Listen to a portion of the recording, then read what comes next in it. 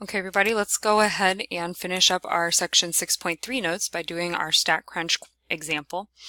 It says someone is randomly choosing 10 cards from a large deck that has an equal number of 5 different shapes. So these aren't like a normal deck of cards. It's like a kid's deck of cards.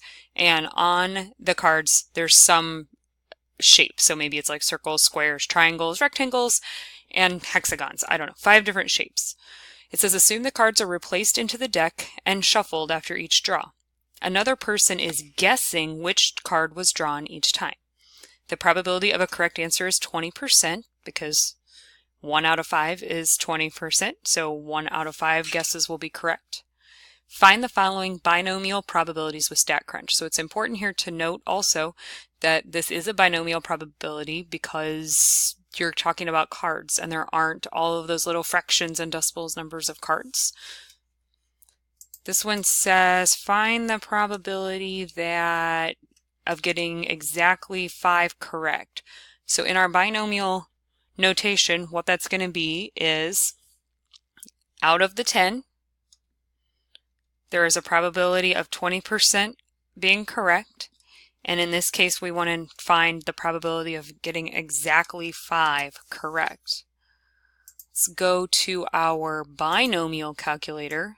Notice how different it looks. Again, it looks like the images we saw earlier in our notes, where because there are no in-between values, you either get none, 1, 2, 3, 4 correct. There's no such thing as getting 4.5 cards correct. So it's got single bars here that are shaded. We just need to put in the correct numbers. So we've got 10 as our trials. The probability of any one trial being correct is 20%, and we want the probability of exactly 5. So notice that we have all kinds of options here. It matters more in the binomials which symbol you choose. So this one's exactly 5. The image that you see should match up with that. Only the 5 bar is marked, and the probability there looks like it's about 2.6%. So there, that answers that question. Okay, the next one wants to know the probability of getting 5 or more correct. So there's still 10 trials. It's still 20% chance of getting it correct on any given trial. And this time we want to know 5 or more correct. So that's how I'm going to write this. Greater than or equal to 5. Because it could be exactly 5 or more. So the only thing that I'm going to change in my calculator is this symbol.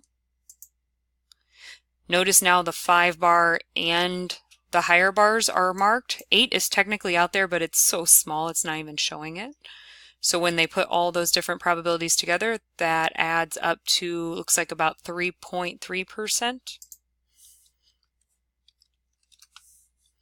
So there's that one. Tab that over a little bit so it's easier to see. Okay.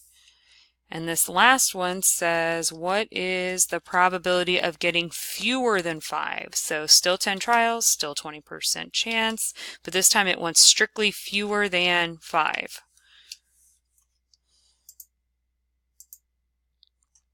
So 5 does not count in fewer than 5, but 4, 3, 2, 1, and 0 do. Putting all those together, it looks like it's about a 96.7%. And it shouldn't be surprising, again, we keep seeing this idea happen where these two are complements of each other, and if you were to add these two up, you would get 100% because 5 or more and fewer than 5 are exact opposites or complements of each other.